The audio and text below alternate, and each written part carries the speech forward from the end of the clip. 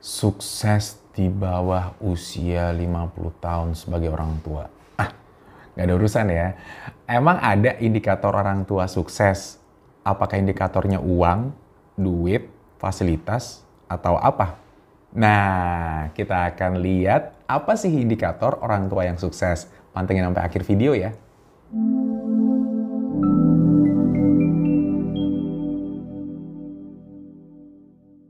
Orang tua sukses.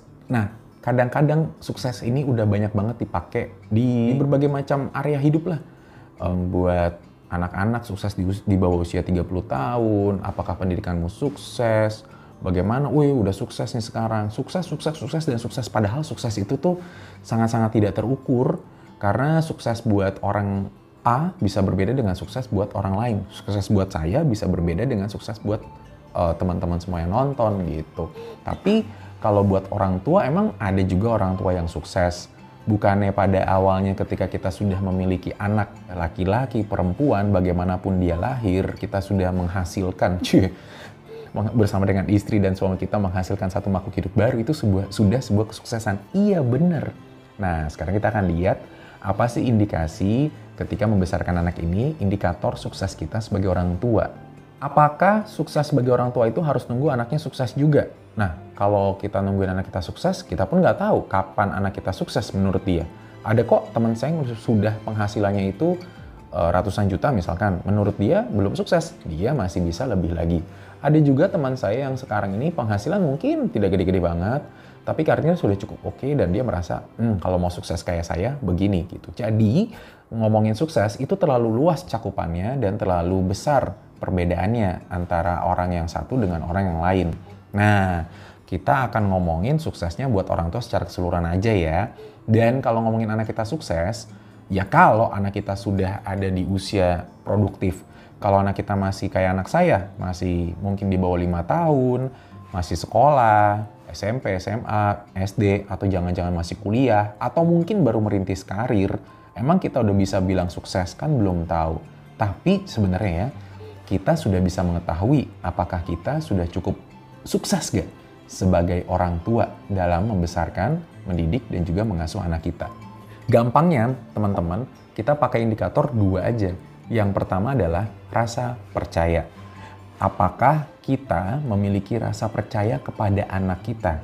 Apakah kita sudah percaya betul sama dia, berapapun umurnya?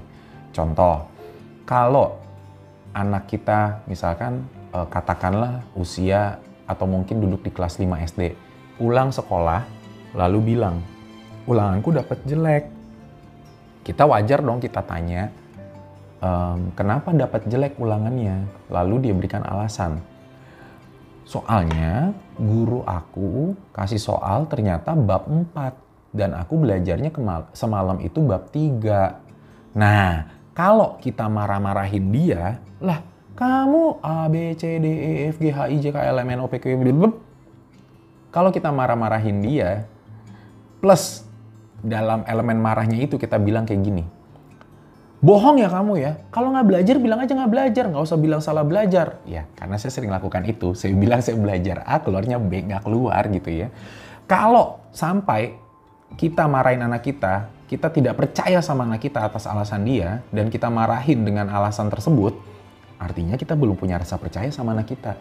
Kita belum mendidik anak kita untuk betul-betul jujur sama kita.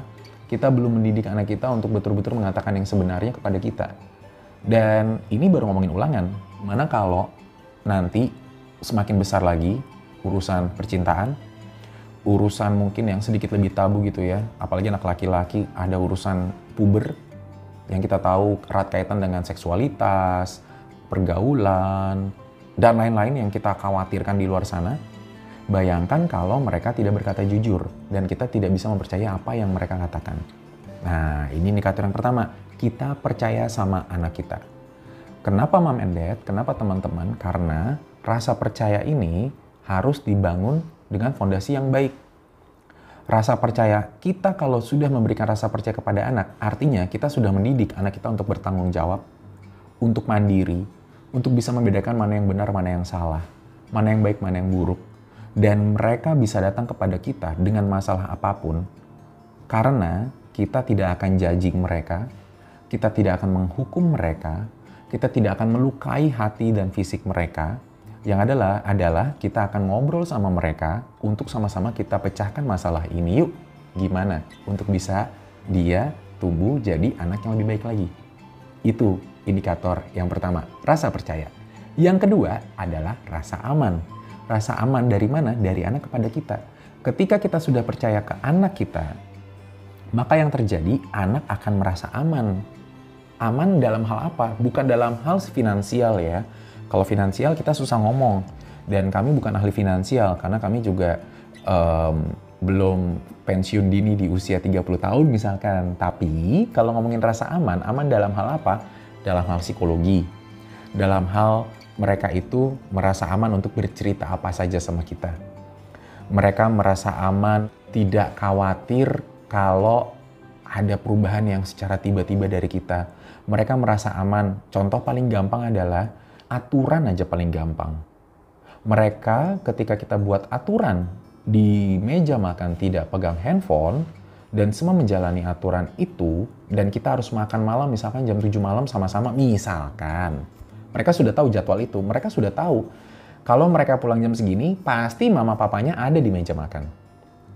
Kalau mereka nggak pegang handphone pasti mama papanya ada untuk nemenin mereka makan.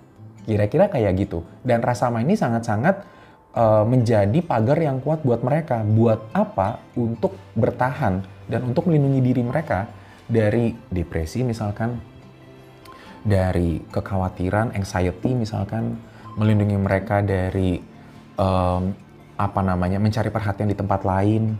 Dalam hal mental health yang begitu luas, Mom and Dad bisa sebutkan di komen apa aja yang bisa di-cover oleh rasa aman dari anak ini, itu bisa melindungi anak-anak kita. Gitu. Jadi tidak perlu fasilitas yang besar-besar, yang banyak-banyak, karena kita tidak mau ngomongin finansial, kita ngomongin bagaimana rasa dan hubungan antara orang tua dan anak ini. Hanya ada 2 indikator. Yang pertama adalah rasa percaya, yang kedua hal ini akan menciptakan rasa aman dari anak kepada kita, ayah dan ibunya. Dan gimana kalau saya working parent, saya orang tua yang bekerja? Nah, nanti kita lihat di video berikutnya ya, kita akan ngobrol-ngobrol lagi. Oke? Rasa percaya dan rasa aman. Selamat membangun rasa percaya kita kepada anak dan memberikan rasa aman kepada anak kita. Mom and Dad, kalau dirasa bermanfaat boleh dibagi-bagiin ya. Sampai jumpa di video berikutnya. Bye-bye.